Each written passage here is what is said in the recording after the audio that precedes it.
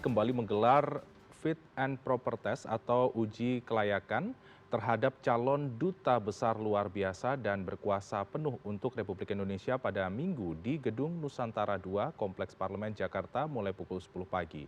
Anggota Komisi 1 menyebutkan calon dubes yang hadir hari ini diantaranya adalah dari Mesir, Korea Utara, dan Oman. Ia juga menegaskan paparan para calon dubes ini, para calon harus bisa menerjemahkan visi misi Presiden di negara penempatan, menguasai persoalan, dan mampu mencapai target kerja.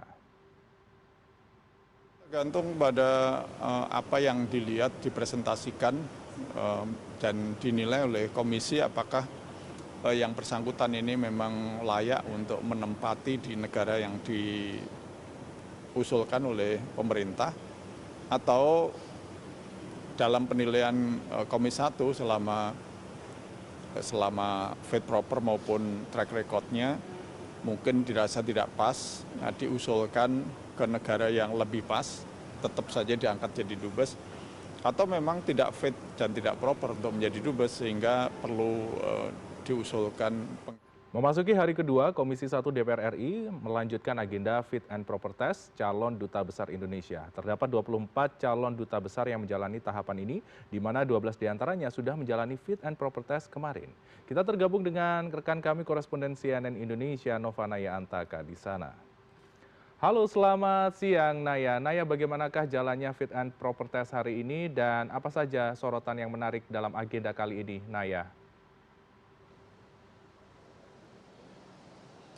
Ya, selamat pagi, Freddy. Jika sebelumnya 12 calon duta besar sudah melakukan uji kelayakan dan juga kepatutan, hari ini di hari kedua sudah dimulai pada pukul 10 pagi. Sejak pukul 10 pagi sudah dimulai, di antaranya tadi hadir Andi Rahadian, calon duta besar Oman, di mana kalau sebelumnya Andi Rahadian ini merupakan asisten deputi koordinasi pelaksanaan kebijakan dari Kementerian Pan-RB. Kemudian juga ada Imam Asyari yang sebelumnya menjadi konjen RI untuk Istanbul, Turki. Ini merupakan calon duta besar dari Ekuador. Kemudian juga ada Listiowati, di mana sebelumnya juga merupakan wakil duta besar RI untuk Cina. Kemudian terakhir menjadi konjen RI untuk Chicago. Ini merupakan calon duta besar Bangladesh yang merangkap jadi Nepal. Kemudian juga ada Maijen Purnawirawan Gina Yoginda yang nanti merupakan calon duta besar Korea Utara. Ini juga menjadi salah satu yang disoroti. Namun jika dapat saya gambarkan, ini masih berlangsung karena sesi uji kepatutan dan juga kelayakan ini akan dibagi menjadi dua sesi, yaitu sesi di pagi hari pada pukul 10 dan nanti dilanjutkan sore hari. Artinya 12 calon duta besar yang saat ini akan melakukan uji kepatutan dan kelayakan akan dibagi menjadi dua sesi. Selain itu juga ada dari duta besar Algeria, Azerbaijan, Thailand, Belgia, Suriah, Papua Nugini, yaitu Okto Dorinus Manik yang dulunya juga sempat menjadi duta besar di Timor Leste begitu.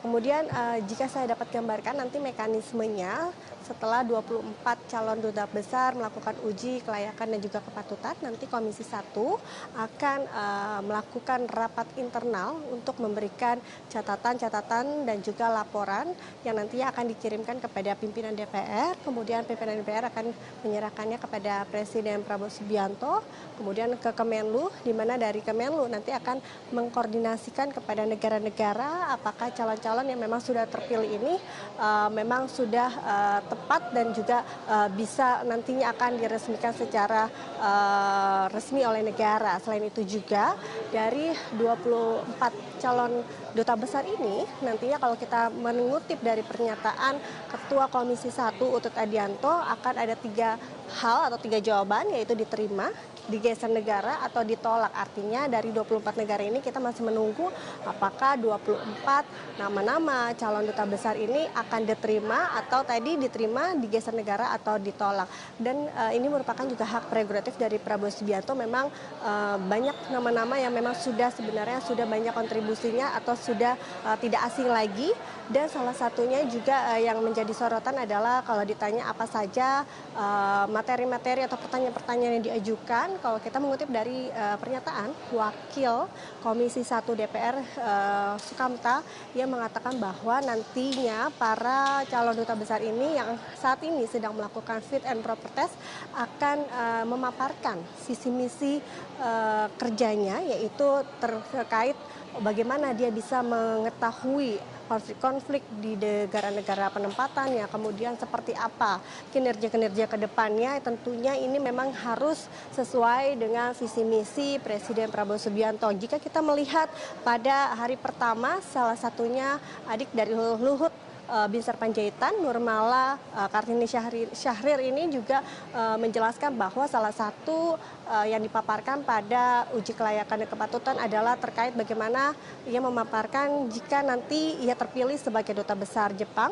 ia akan berfokus pada hubungan bilateral Jepang dan juga Indonesia, salah satunya dalam segi ekonomi, kemudian dari segi kesehatan, dalam segi juga perlindungan WNI ini juga penting, dan juga terkait energi terbarukan. Artinya semua pemaparan-pemaparan dari para calon duta besar ini memang mengacu pada visi misi Presiden Prabowo Subianto. Selain itu juga yang terpenting adalah terkait mereka juga harus mempunyai kekuatan diplomasi politik yang kuat, sehingga nantinya para duta besar ini yang menjadi perwakilan Indonesia bisa tentunya menjaga ataupun dapat meningkatkan hubungan baik antar negara sahabat dengan Indonesia. Dan kita akan menantikan seperti apa nanti hasil dari fit and proper test yang rencananya hingga sore hari ini akan terus masih berlangsung, dan nanti rencananya akan diumumkan pada rapat paripurna Selasa depan. Freddy.